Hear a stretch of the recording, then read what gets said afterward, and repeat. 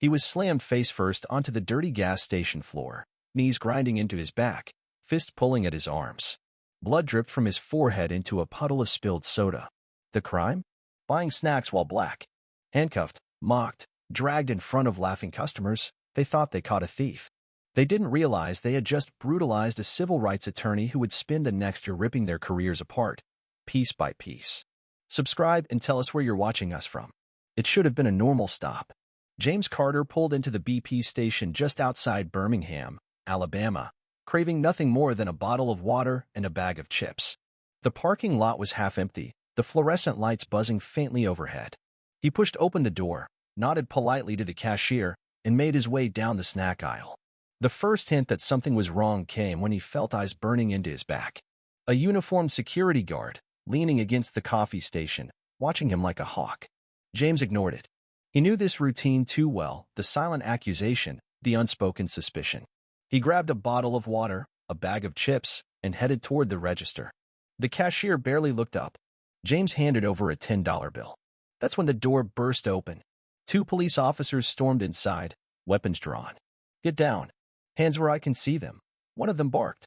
James froze, water bottle slipping from his fingers and cracking against the tile floor. "What's going on?" he said calmly, both hands raised. They didn't answer. One officer lunged, tackling him to the ground, pressing his face into the sticky floor. Knees dug into his spine. Cuffs bit into his wrists. The sharp edge of broken tile cut into his cheek. He heard laughter. From the customers. From the cashier. From the security guard. Another officer rifled through James's pockets, pulling out his wallet, his keys, his phone. "No weapon," he muttered. "Figures," the other said. James gritted his teeth as blood trickled into his mouth. "What am I being arrested for?" he asked, voice calm despite the rage boiling inside him. "You match the description," the officer sneered.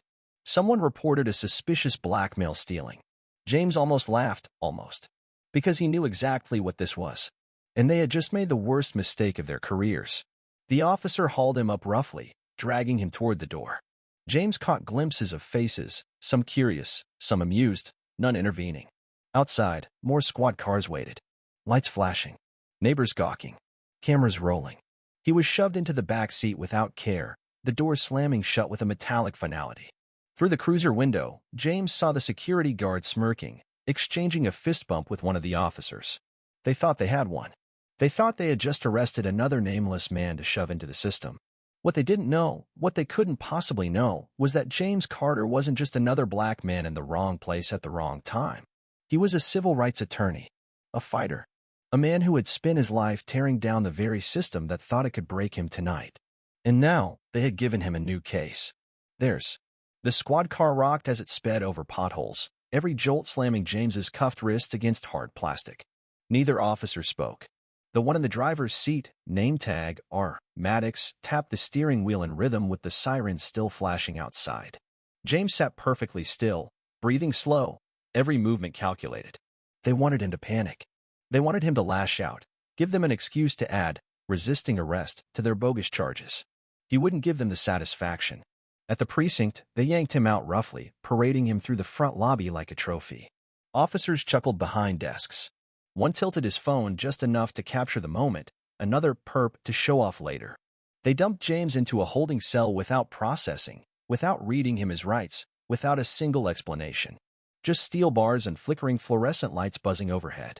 James paced the small cell once, surveying the cameras, noting where they pointed, where they didn't. Old habit. Old training. Time passed slowly. Finally, a portly desk sergeant appeared, a clipboard in hand. "You're under investigation for petty theft," he grunted.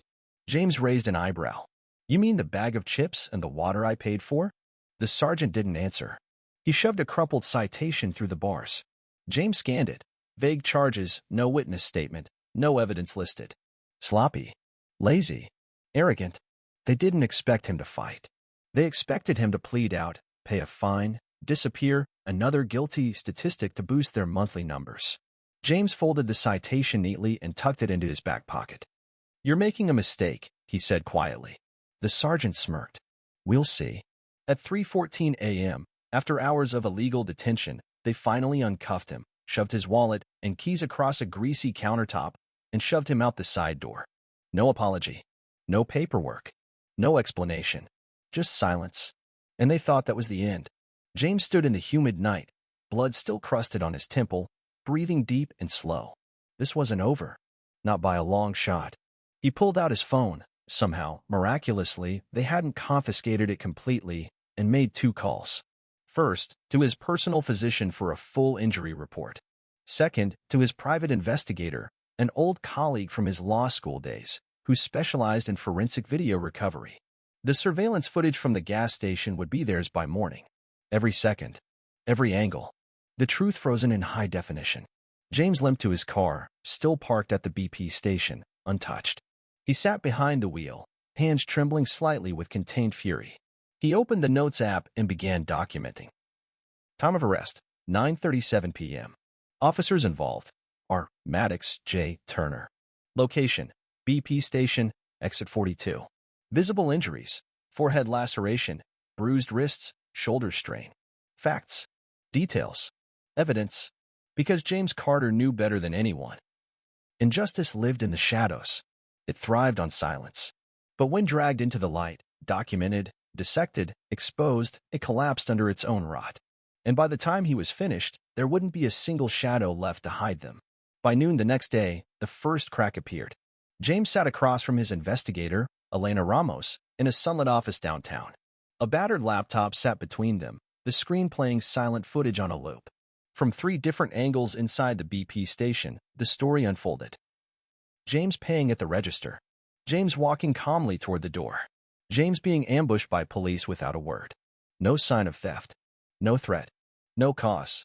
Elena paused the video at the exact moment Officer Maddox tackled James to the ground. You didn't even get 2 words out, she said quietly. James leaned back, arms crossed, jaw tight. Exactly what I needed, he said. The footage alone wasn't enough. Not in a system built to excuse every abuse.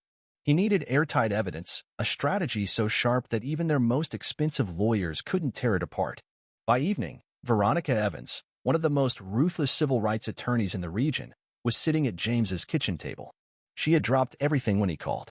After watching the footage once, she closed the laptop with a snap. We're not negotiating, she said. We're going to trial. James nodded. This ends careers, he said. Veronica smiled grimly. Good. They filed the federal civil rights lawsuit the next morning. Carter versus City of Birmingham Police Department, et al. Charges included false arrest, excessive force, violation of constitutional rights under the 4th and 14th Amendments, racial profiling. The media picked up the story fast. James didn't give interviews. No emotional statements. No teary appearances on TV. He let the footage, cold, brutal, undeniable, speak for itself. Across social media, outrage erupted. Imagine buying snacks and ending up in a cell. Justice for James Carter. Systemic racism isn't an accident, it's policy. The police department issued a half-hearted statement. The officers involved followed procedure based on the information available at the time. James almost laughed when he read it. They still thought they could spin this. They didn't realize how deeply he understood the system they were hiding behind. How many cases he had already cracked wide open for clients less fortunate than himself. This time, it wasn't about saving someone else. It was about standing in his own truth, fighting for his own dignity. He spent every waking hour with Veronica and Elena, preparing witness lists, subpoenas for officer training manuals, prior complaints, dispatch call logs. James knew the defense would try to paint him as aggressive, dangerous, combative. They always did. But the footage told another story, a quiet man buying chips and water, assaulted without cause. And when the time came, James Carter would force them to answer for every second of it. In public. Under oath. Where they could not hide. Not anymore. The first deposition shattered their defense. Officer Maddox sat across from James and Veronica, stiff in a rumpled uniform, face tight with anger. The court reporter clicked her keys as Veronica opened calmly. State your full name for the record. Robert Maddox, he muttered. And your position? Patrol officer, Birmingham PD. The questioning started simple: time, location, chain of events. Maddox stuck to the script. We received a call about a suspicious individual matching Mr. Carter's description. Veronica clicked a remote, projecting the 911 call transcript on a large screen behind her. Nowhere in the report was James's description even mentioned. Just vague fear. There's a black man at the gas station, and he looks suspicious. No evidence. No crime. No threat. Veronica's voice sharpened. Officer Maddox, based on this call alone, what probable cause did you have to initiate an arrest? Maddox shifted uncomfortably. We assess the situation on scene. You assess the situation, Veronica repeated.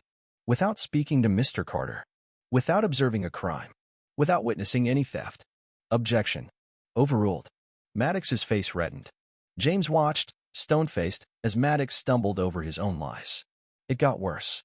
Veronica pulled up another document, Officer Maddox's disciplinary record, for prior complaints for excessive force against black men. All investigated internally. All closed with no finding of misconduct. Until now, no one had forced the department to open those files in public. James took quiet satisfaction watching Maddox squirm under the weight of facts. Next came Officer Turner's deposition. Same lies. Same deflections. Same unraveling under evidence they couldn't explain away. By the end of the day, Veronica leaned across the table and said without a smile, "You and your department assaulted an innocent man. You knew it. And you covered it." Silence. Uncomfortable. Damning. Outside the deposition room, the media was waiting. The leaked transcript of the 911 call had already gone viral. Black while buying. The arrest of James Carter. New evidence shows racial profiling in Birmingham PD. James kept his head down, refusing interviews. Let the evidence keep speaking. Let their own words bury them. Behind the scenes, the city scrambled. Their attorneys floated settlement offers, quiet payouts with non-disclosure agreements attached. Veronica tossed every offer straight into the trash. "This isn't about a check," she said. And James agreed. They hadn't just assaulted a man. They had assaulted an entire principle, the idea that dignity, safety, and humanity weren't conditional based on the color of your skin. He wasn't just fighting for himself anymore.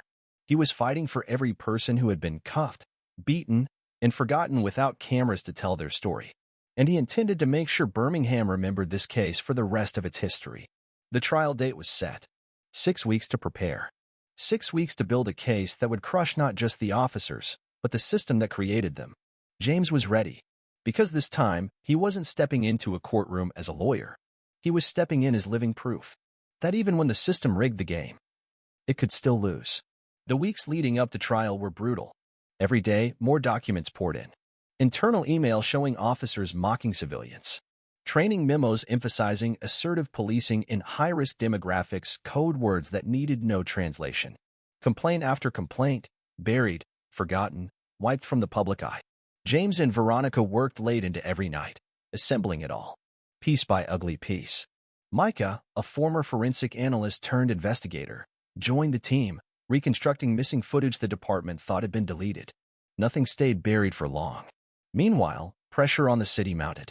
Local news hammered the story relentlessly. Churches organized prayer vigils outside the courthouse. Students from nearby colleges marched downtown carrying signs. Buying snacks is not probable cause. Justice for James Carter. But James stayed out of the spotlight. No interviews. No photo ops. He focused on the fight ahead. Because he knew. They would try to drag him through the mud in court. They would paint him as angry, uncooperative, aggressive. They always did. And he would defeat them the only way that mattered, by being better prepared, sharper, and more relentless than any narrative they could spin. The city's lawyers, sensing blood, shifted tactics. They demanded James's personal records. Phone logs, emails, financial statements, fishing expeditions, attempts to smear him before a single word was spoken in trial. Veronica fought them tooth and nail, winning every motion, every hearing, carving away every distraction until only the core remained. The truth. And the truth was devastating. 2 officers. No probable cause. Illegal detention. Excessive force. Racial targeting. All on camera. All documented. All undeniable. 3 weeks before trial, another whistleblower stepped forward, a young officer still on the force. Through her attorney, she handed over internal group chats where officers bragged about sweeping up suspects without filing real reports. In one chat, Officer Maddox joked, "If he walks like a duck, quack him like a duck." A code everyone understood. If someone looked wrong, they were treated as guilty, without evidence. It was a bombshell. The jury would see it. The judge would see it. The entire city would see it. and it was too late for the department to bury it now. James sat alone the night before the final pretrial conference, flipping through a worn notebook, sketches of arguments, lists of evidence, quotes from victims he had defended over the years. He had fought for so many. Now he was fighting for himself, and he understood something deeper than anger. This wasn't just about punishment. It was about exposing a truth the system was desperate to deny. It was about making sure they could never again pretend this wasn't happening. Not in Birmingham. Not anywhere. When he closed the notebook, James felt no fear. Only purpose. Tomorrow, he would walk into that courtroom carrying the weight of every silent injustice. And he would make sure the walls shook when he spoke.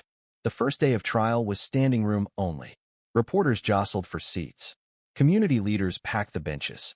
Ordinary citizens, some carrying homemade signs folded under their arms, lined up outside the courthouse before sunrise. James walked through it all without flinching. Inside the courtroom, the atmosphere buzzed with anticipation. On the prosecution table, Veronica, Micah, and James, a wall of calm, unshakable presence. On the defense side, the city's top attorneys, faces tight with strain, papers shuffled in nervous hands. Judge Salinas, a sharp-eyed veteran known for cutting through theatrics, took her seat and called the court to order. Opening statements began. Veronica stood, letting a long silence stretch before speaking. James Carter was not arrested because he broke the law, she said evenly. He was arrested because of what he looked like. She stepped closer to the jury, her voice sharpening. And for that crime, existing while black, he was slammed to the floor, humiliated, detained without cause, and nearly erased. Her words cut through the room like a blade. The city's attorney countered with shaky defenses. Unfortunate misunderstanding. Officers acted in good faith. Safety concerns. But even their arguments sounded hollow. Then came the evidence. Veronica rolled out the footage frame by frame. The 911 call. The surveillance videos. The body cam recordings, with damning audio where Officer Turner joked, "Bet he's got priors." The jury watched, silent, some visibly recoiling. Witnesses took the stand. The store cashier, trembling, admitted James had paid in full. The young officer who leaked the group chats, her voice cracking but steady. A former supervisor who confessed, under subpoena, that officers were encouraged to prioritize arrests over actual investigations. Each testimony hammered another nail into the coffin. James sat still through it all, expression unreadable. He didn't need to perform. The truth was performance enough. During a recess, a journalist caught Veronica in the hallway. "Is this case about money?" he asked. She didn't miss a beat. "No," she said. "It's about dignity." The city's strategy collapsed piece by piece. Every justification they offered unraveled under the weight of facts they could no longer control. And as the days wore on, something shifted in the courtroom. Jurors leaned forward when James's name was mentioned. Reporters stopped scribbling and simply listened. The defense team grew quieter, smaller, outflanked at every turn. By the end of the third day, even Judge Salinas, who never showed emotion, leaned forward slightly when reviewing the leaked chat logs. It wasn't just about one wrongful arrest anymore. It was about a system laid bare, exposed, ugly, undeniable. James knew the city would offer more settlements before the verdict came. He knew they would beg for a quiet ending. But he also knew exactly what he would say. No, because this wasn't about winning a lawsuit. It was about leaving a scar on a city that had gotten too comfortable pretending there was no wound. And by the time this trial ended, Birmingham would never forget James Carter's name again. By the fourth day, the city's desperation turned to collapse. Officer Maddox was called to the stand. Under oath, in front of packed benches and an unblinking jury, he stumbled through his testimony. Veronica's cross-examination was surgical. "Officer Maddox," she said, voice steady. "Can you explain why, despite no observed crime, you initiated a full-force arrest?" Maddox shifted in his seat. "We believed he was a threat." Veronica clicked a remote. Footage filled the screen. James standing calmly, bottle of water and bag of chips in hand. No threat. No confrontation. No resistance. "Where's the threat?" she asked, deadly quiet. Maddox licked his lips, searching for words. "And the justification for the excessive force?" Veronica pressed. "The tackle? The injuries?" "We follow standard protocol," Maddox began. Show me in your training manual where it says tackle unarmed citizens without warning. Silence. The judge leaned forward, stern. Answer the question, officer. Maddox's voice broke slightly. It doesn't. Veronica let the admission hang heavy in the air. No defense. No excuse. Only guilt. Later that afternoon, Officer Turner took the stand, and it got even worse. Confronted with chat logs, he tried to deny involvement. But forensic evidence from Micah confirmed the usernames, the timestamps, the device IDs. Turner's signature was burned into every disgusting message. The jury watched it unfold, stone-faced. They weren't confused anymore. They weren't weighing possibilities. They saw the truth in black and white. The police had not protected the community. They had protected themselves at the cost of innocent lives. And James Carter was simply the one who refused to stay silent. In closing arguments, Veronica didn't speak about anger or revenge. She spoke about principle. Every right guaranteed to you under the Constitution, she said, pacing before the jury, depends on one simple promise, that those who enforce the law are themselves bound by it. She paused, voice tightening. When they are not, when the enforcers become the violators, it is not just a man like James Carter who suffers. She swept a hand toward the gallery. It is all of us. The defense's closing was a defeated murmur, pleading for understanding, asking for context, begging for leniency. But context was already burned into every juror's mind. A man buying snacks. Tackled. Beaten. Cuffed. For existing. James watched, silent, unmovable. Not triumphant, steady. Because victory didn't erase what had been done. It only made sure it wouldn't be hidden. The jury deliberated for less than 3 hours. When they returned, the room held its breath. The foreman stood. We find in favor of the plaintiff, James Carter. Cheers erupted outside the courtroom. Inside, the judge called for silence as the verdict continued. Compensatory damages, $7.5 million. Punitive damages, $18 million. Total, $25.5 million. The largest civil rights verdict in Alabama's history. James closed his eyes for one long moment. Not to savor it, but to seal it inside. Proof. Memory. Change. Birmingham had been warned. And this time, it couldn't pretend it hadn't heard. The verdict set Birmingham on fire. Within days, headlines exploded nationwide. Civil rights attorney wins historic verdict against Birmingham PD. Systemic racism exposed in landmark trial. City officials scrambled. The police chief resigned, citing personal reasons. Internal Affairs launched a mass review of every arrest made in the past 5 years. The Department of Justice announced a formal investigation into the Birmingham Police Department's practices. James Carter didn't bask in the spotlight. He got back to work. The foundation he quietly funded, the Carter Initiative, opened its doors 3 weeks after the verdict. It offered free legal clinics, know your rights training, and civil rights advocacy for anyone who had been brutalized and forgotten by the system. The first Saturday after opening, the lobby overflowed with people clutching battered files, faded photographs, court summons they barely understood. James shook every hand, listened to every story, promised them what no one else had. Not just a case, a fight. Meanwhile, Birmingham's old guard fumed. Anonymous threats trickled in. Vandalism on the foundation's windows. Whispers of retaliation. James expected it. He documented everything. He filed formal complaints. He moved forward, because he understood better than anyone. When you rip off the mask, the system doesn't just surrender. It strikes back, and you have to be ready to bleed for the truth. One night, as he locked up the foundation office alone, he noticed a figure standing across the street. Officer Maddox. No badge now.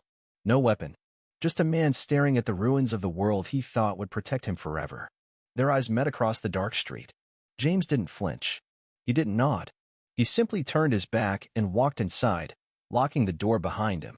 Because Maddox no longer mattered. He was the past. James was building the future. Weeks later, James was invited to speak at a town hall packed with students, activists, and residents who had once been afraid to raise their voices. He stood at the podium, hands steady, voice calm. I didn't set out to become a symbol, he said. I just wanted to survive. He scanned the room, faces tilted toward him, eyes full of hope and stubbornness. But survival isn't enough. Not anymore. He leaned closer to the microphone. If the system can crush one of us, it can crush all of us. And if we let them, if we stay silent, we become part of it. A beat of silence. Then applause. Slow, growing, thundering. But James didn't smile. He wasn't finished. He didn't want statues. He wanted doors kicked open. Laws were written.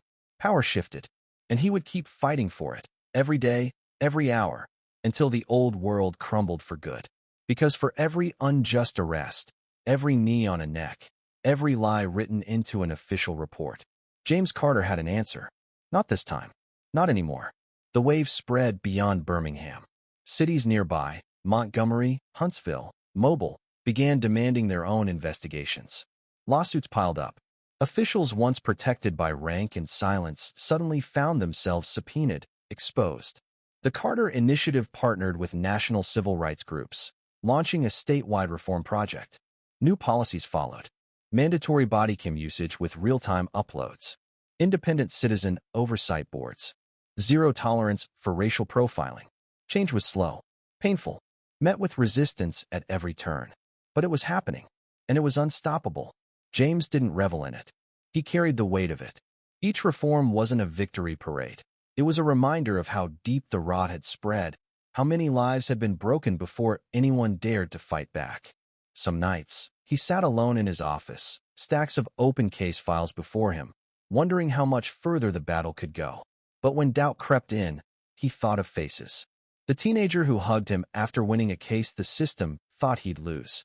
The grandmother who cried after her decades-old complaint was finally heard. The mother who no longer feared letting her son walk to the store after dark. They were the reason the fight mattered. They were the proof it was worth every scar. And the old system knew it, too. Anonymous hate flooded his inbox. Smear articles popped up online, calling him a troublemaker, a race agitator, a disgrace. He saved every one of them. A gallery of proof that telling the truth still scared the right people. One rainy evening, Veronica visited him at the foundation. "You've done something no one thought was possible," she said, handing him a file. Another lawsuit they were preparing, another city ready to face its own darkness. James flipped through the pages without speaking. It was overwhelming sometimes, the sheer endlessness of it. But giving up wasn't an option. The system didn't get to crush you once and be forgiven. It had to be fought every day, everywhere, until it changed, or fell. Veronica studied him for a long moment. "You know," she said softly, "you could walk away now. No one would blame you." James closed the file and looked her in the eye. "I didn't fight this far just to watch someone else's kid go through it next," he said. She smiled, small, fierce. "Didn't think so." That night, James drafted a simple letter. Not to the mayor, not to the police chief, to the people of Birmingham. It read, "I'm not leaving. I'm not forgetting. And I'm not finished." He signed it simply, James Carter. By morning, the letter was pinned to City Hall's front doors. A promise, a warning, a reminder. The walls of injustice had cracked, and James Carter would be there to make sure they never rebuilt them again. 1 year after the night he was tackled to the floor of a gas station, James Carter stood once again before a crowded room. Not as a victim, not as a plaintiff, but as a builder of something new. The Carter Initiative had grown beyond Birmingham, operating now in 7 cities across the state.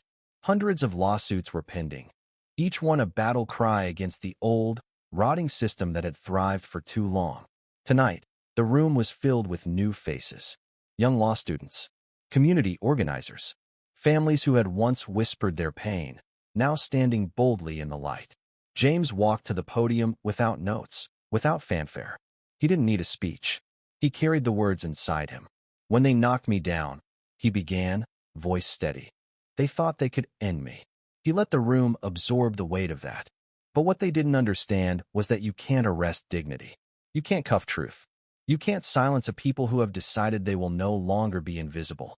He spoke of the long nights, the court battles, the threats, and the victories, hard-won, carried by hands that refused to unclench even when the world tried to force them open.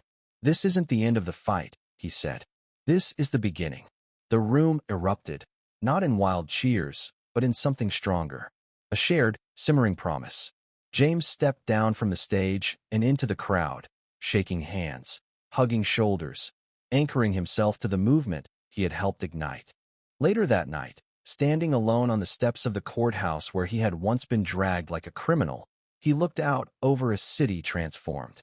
Not perfect, never perfect, but different. Better, because people had refused to stay silent. Because one man had refused to believe the lie that survival was enough. He glanced up at the courthouse pillars, once symbols of a justice that forgot too many, and smiled quietly. They hadn't crushed him.